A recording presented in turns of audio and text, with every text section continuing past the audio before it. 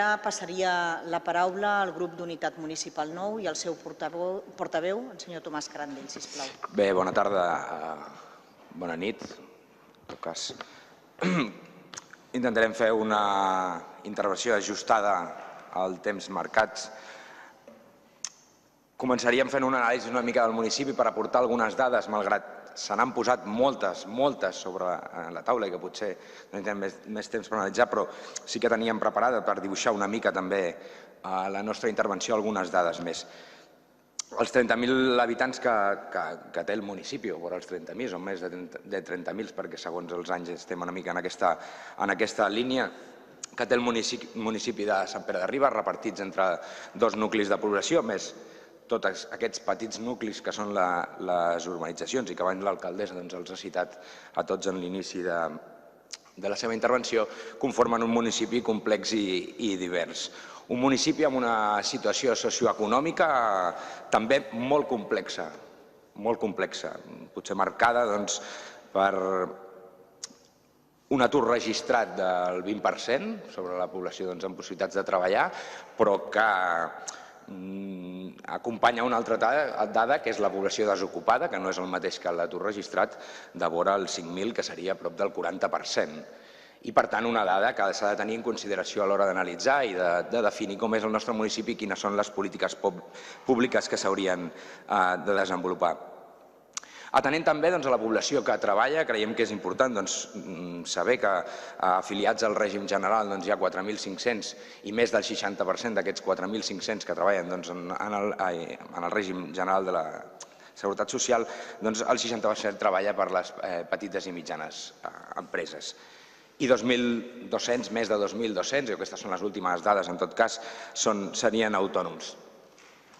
Però hi ha una altra franja que també és important en el municipi, que s'ha de tenir en compte, que són més de 4.700, vora els 5.000, que són pensionistes i que per tant també tenen una importància en la vida social, però també en aquesta anàlisi socioeconòmic, i que una dada que també pot referenciar quina és la situació social, amb una pensió mitjana al conjunt del municipi de 900 euros. Per posar més dades sobre la taula, i ha sortit en les dues intervencions sobre habitatge, posar de relleu que l'últim estudi fet el 2015 parlava de més de 600 habitatges buits al municipi, un 6% del conjunt de l'habitatge del municipi està buit, d'aquests 200 estan en mans de bancs, però que a part d'aquests 600 habitatges buits hi ha més de 200 que estan en mans de bancs i en situació d'ocupació, que per tant la complexitat de la qüestió de l'habitatge requerirà que s'hi treballi fort. Ara també en la intervenció l'alcaldessa parlava de les llicències d'ús turístic, i aquest és un fenomen nou que requerirà que s'intervingui ja, perquè tindrà un impacte encara pitjor sobre el preu del lloguer, i ja hauríem d'estar treballant perquè serà un altre motiu que impedirà a les noves generacions accedir a l'habitatge i a aquelles persones que menys recursos tenen poder disposar d'ell, perquè és evident que tindrà un impacte d'augment sobre els preus de l'habitatge. En tot cas, sobre aquest panorama pessimista, o que podria semblar pessimista, entenem que hem de també atendre aquells indicadors que ens han de permetre ser optimistes. Tenim un municipi viu en tots els aspectes, culturalment ric i divers, organitzat, mobilitzat i decidit a construir un millor futur.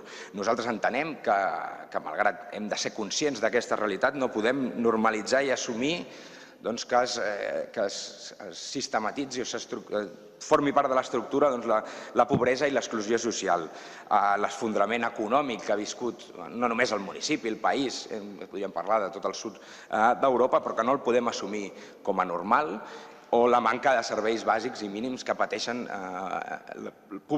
franges de població del nostre municipi. Perquè el municipi té potencialitats a desenvolupar, pensem que moltíssimes, culturals, socials, econòmiques, productives, geogràfiques, és a dir, un llarg ventall de potencialitats que poden situar el municipi en una molt millor situació en la que ara està, però que requereixen,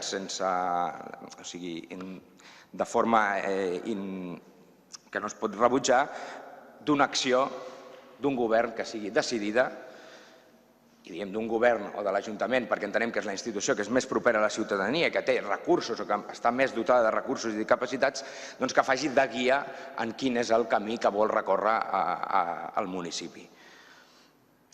Davant d'aquest anàlisi complexa però alhora engrescador, o entenem nosaltres que ha de ser engrescador el fet de dir que tenim potencialitats, tenim marges de desenvolupament, tenim capacitats, tenim tot un seguit de característiques, entenem que davant d'això el que tenim avui al municipi de Sant Pere de Ribes és un govern que es caracteritza per l'opacitat, la desídia, l'immobilisme i el clientelisme. Aquestes serien per nosaltres les 4 característiques que definirien la seva acció de govern. Perquè el seu és un govern de la foscor, no només pels problemes evidents i repetitius en quant a l'enllumenat públic, sinó per la forma en com gestiona tot el que té a veure amb la institució. El seu és un govern acomodat en el poder, mancat de forma evident d'idees i d'iniciativa. Ja ens agradaria que volgués vostè construir molins de vent o qualsevol altra forma de generació d'energia verda i sostenible i que fos una idea que permetés desenvolupar tot un camp al municipi, però la realitat és que no. És que vostè, si ha fet alguna cosa en aquest camp, ha sigut per pura inèrcia. Entenem que estan incapacitats totalment, i així és l'anàlisi que fem d'aquest darrer any, però del que portem de legislatura, per afrontar els reptes que el municipi té plantejats i que creiem que són imprescindibles que s'afrontin per construir el municipi que entenem que necessitem pel futur. Són moltes les accions i les no accions, perquè tenim d'aquestes dues coses per part del govern, que en aquest any passat, en el 2016, i en tot cas és el que analitzem una mica amb el ple de l'Estat del municipi, han posat de relleu una mala praxis per part del seu govern. Buidatge del contingut polític del ple, sistemàtic. S'ha convertit el ple en pura administració en la que es bloqueja qualsevol possibilitat de debat. Segurament per això en un ple com el d'avui sortiran moltes més coses perquè com el govern ha bloquejat qualsevol espai o qualsevol possibilitat de debatre sobre els temes de fons han de sortir en alguns espais i els grups polítics doncs aprofitem qualsevol ocasió per poder abordar-los. Però n'hi ha moltes més. La gestió i seguiment de les obres i inversions municipals. El menyspreu cap als espais de participació. Es parlava com a èxit, nosaltres ja vam fer el nostre anàlisi sobre els pressupostos participatius, però també podríem parlar de com s'han tractat els consells o els espais de participació. La incapacitat total de desenvolupar polítiques integrals i transformadores per combatre l'exclusió social i la pobresa. L'eternització de tots els processos administratius. És que s'ha convertit en la seva marca de treball. Tot triga molt, molt. La manca d'informació a tots els grups municipals és habitual. Ja no parlem de les preguntes al ple, sinó de qualsevol qüestió sobre el que s'està treballant, que costa molt accedir a la informació i acaba sent a partir d'una repetició per part dels grups que ens acaba arribant. Tot plegat i un llarg etcètera que conforma un govern que, com li hem dit en moltes ocasions, s'aguanta molt bé en els titulars i en les rodes de premsa, però enlloc més. Potser hi ha exemples concrets que són més descriptius d'això de com funciona el seu govern i que li podrien prendre-ho com una crítica, però per recordar-ne alguns, el desastrós pla d'igualtat, del que ja vam parlar llargament en el seu dia i que en resum, diguéssim, amb certa distància, ha significat gastar diners públics, zero transformació, cap aportació, i això sí, com ja va reconèixer el govern en el seu moment, el compliment d'una obligació burocràtico-legal. Un altre, que també m'ha semblat que feia esment, però 3/4 del mateix, seria l'ordenança del civisme, que ja podem anunciar que en breu haurem d'abordar el seu debat, però que exemplifica perfectament la seva dinàmica encaminada a buscar titulars, però que en el seu contingut i objectius sempre deixa molt que desitjar.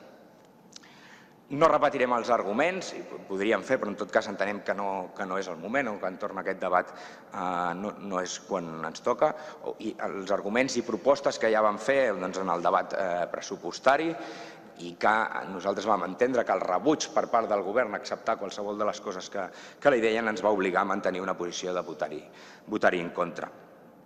Sí que ens agradaria fer esment, potser que és l'exemple més paradigmàtic del funcionament del seu govern, i és la qüestió dels equipaments. La llista és molt llarga, massa llarga, i no seria potser el moment de detallar un per un quins equipaments, en quines condicions estan, quins treballs hauria de fer i què és el que no està fent el govern, però no la farem, no farem ara aquesta llista llarga de tots els equipaments, però sí que ens agradaria ressaltar-nos algun i sobretot destacar que sobretot aquesta llista llarga d'equipaments el que s'extreu és una habilitat per part del govern de caracteritzar-se d'això que dèiem, per la desídia i per la incapacitat.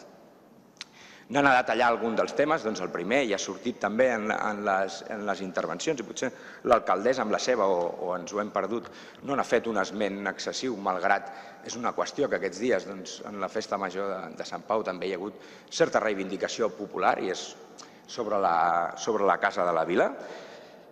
Aquest estiu farà 5 anys del seu tancament i, com deien, hi ha hagut una reivindicació que el que exigia, i en això coincidim, no som els únics, però coincidia en que s'ha d'exigir ja de forma immediata, prioritària, la seva obertura.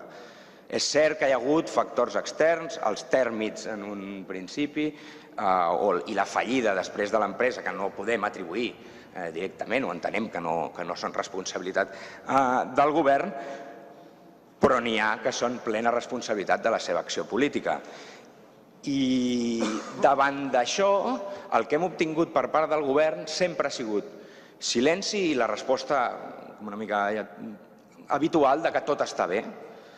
Ni un gram d'autocrítica ni de reflexió sobre què estava passant amb el projecte de rehabilitació de Casa de la Vila.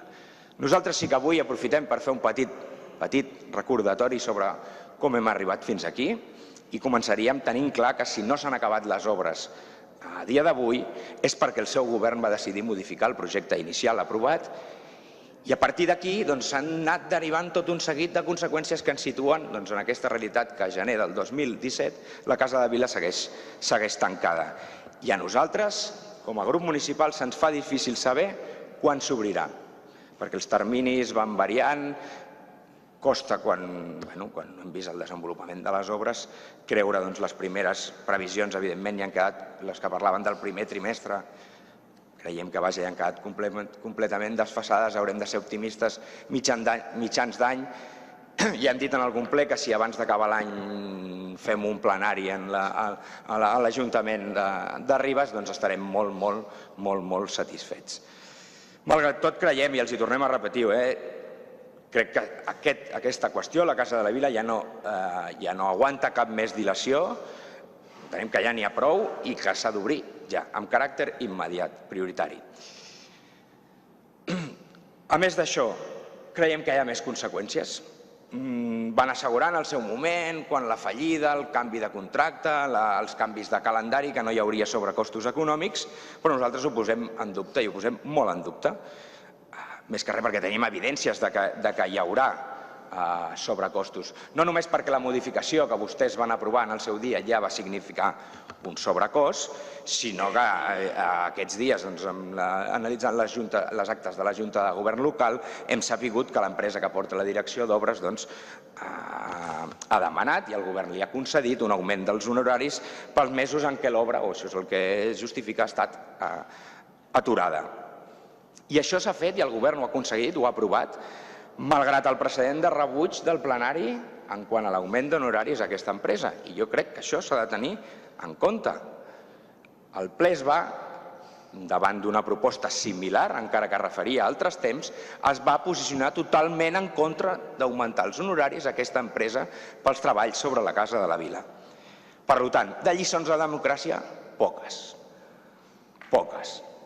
Perquè al final de tot això el que queda és una nefasta gestió per part del seu govern, acompanyada d'un continu tot està bé, tot està correcte, tot està dintre de lo previst, quan paral·lelament es dediquen de forma sistemàtica a ocultar informació sobre això. I a nosaltres, i ho volem posar sobre la taula avui, veiem que els paral·lelismes entre la gestió del projecte de rehabilitació de la Casa de la Vila amb el que en el seu dia van fer de Garraf Promocions del seu govern són massa evidents. I això ens preocupa i molt. I hauria de fer encendre les alarmes, pensem nosaltres, a tots els grups de l'oposició. Però tranquils, tot està bé, tot està correcte, com deia en Blanco l'any 2011. No es preocupin, tot està dins de lo normal. El segon equipament sobre el que entenem que hauria de ser prioritari, que esperem també que aquest 2017 que comencem es desencalli, és el xaloc. I nosaltres el debat sobre el xaloc, i que el passat ple va estar sobre la taula, també ens ajuda a veure quines són les seves prioritats, les prioritats del seu govern. Entenem que per davant de la necessitat flagrant d'un equipament educatiu que pensem que és imprescindible, l'alcaldessa i el govern ha preferit posar-hi els interessos d'una gran empresa i les ganes aquestes també contínues, repetitives i sistèmiques del seu govern de tenir un bon titular. Penjar-se medalles amb aquesta utilització, que abans també ho deia el Lluís, demagògica dels llocs de treball, demagògica, i que tan habitual és en el seu govern. Deia l'alcaldessa en el darrer ple, entorn a aquesta qüestió, ho volem tot, el nostre govern ho vol tot. Nosaltres li responem que no, de cap manera. El seu govern no ho vol tot, vostè no ho vol tot. El que vol és quedar bé, que és molt diferent. El que vol és quedar bé. Que sembli que lluita per aconseguir aquest equipament més enllà d'aquell postureig en període electoral, mentre en paral·lel negocia a porta tancada, amb informes secrets que l'altre dia va fer esment però que seguim sense veure, amb unes grans multinacionals suposades, i disposada a fer el que sigui, impliqui el que impliqui pel futur d'aquest equipament. Dit també, deixant la representació democràtica, que també som la resta de forces polítiques, fora de tota aquesta discussió. És evident, i no li negarem, per si a cas ja formarà part de la seva resposta, que el principal responsable que el xaloc avui no s'hagi construït i que el seu futur pugui estar, en certa manera, en l'aire, és la Generalitat. No ho negarem, és evident. Però això, el fet que la Generalitat tingui la principal responsabilitat sobre la no construcció del xaloc, no l'excusa ni un mil·límetre en les seves responsabilitats. Ni una. Ni un. Que en té i en tindrà. I nosaltres li demanem, faci la seva feina. No esperi ni un dia més. Faci la seva feina. El tercer dels equipaments sobre els que volíem fer esment és el local. També s'ha començat en les altres intervencions. Entenem que el local és un equipament que té un llarg historial de reivindicació i de demanda de reobertura per part de sectors de la comunitat. Després que la desídia, que també era una característica dels seus governs anteriors, el tanqués decidís tancar-lo i abandonar-lo fa 15 anys. S'han fet en aquest temps, i ja dic, després de la mobilització i de la protesta ciutadana, passes per tal de possibilitar la seva reobertura. Però ha estat tornar vostè al govern i que altre cop sembli que el local està més lluny de la seva obertura. I aquesta és l'anàlisi que en fem. Sabem que ara hi ha una data sobre la taula, esperem que es compleixi. Nosaltres li demanem, en tot cas, si surt qualsevol cosa, que no demori més, que no eternitzi els processos amb debats d'aquests inacabables que li encanta encetar i que aposti decididament pel que la majoria d'aquest plenari vol i també una bona part de la ciutadania, que és la seva obertura immediata i per omplir el local de continguts, per donar la vida cultural i social que mai hauria d'haver deixat de donar. En quart lloc, sobre el teatre municipal, i és un altre sobre els que se n'ha parlat, sabem que, això s'ha comentat, que s'hi està treballant, o així uns altres més al govern, però creiem que hi hem d'estar atents com amb la resta d'equipaments.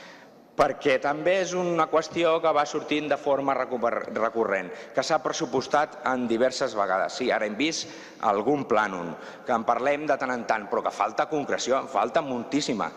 Per això que aprofitem un ple com el d'avui per preguntar-li: serà el 2007 l'any de la recuperació del teatre municipal?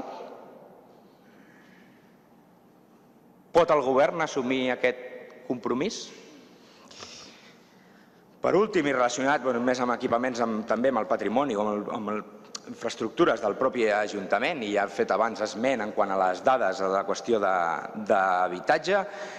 Sincerament, el panorama és una mica desolador, tant la situació que teníem i que reflexen les dades, com les propostes polítiques que pretén desenvolupar el govern. Nosaltres pensem que no s'està abordant els principals problemes que en quant a l'habitatge i aquelles línies de treball. Hi ha una qüestió que és clara. Si han trigat 6 mesos, definitivament ens torna a dir el mateix que els últims 3 plens, que les claus s'estan a punt de donar, però malgrat que el procés d'adjudicació es va començar fa 7 o 8 mesos, seguim encara amb els pisos tancats. Si han trigat 1 any i mig a decidir o prendre una decisió a com gestionaran aquests pisos en lloguer social. No tenim gaires esperances en què siguin, per exemple, capaços en l'any 2017 d'acabar l'escala, que entenem que seria una de les absolutes prioritats.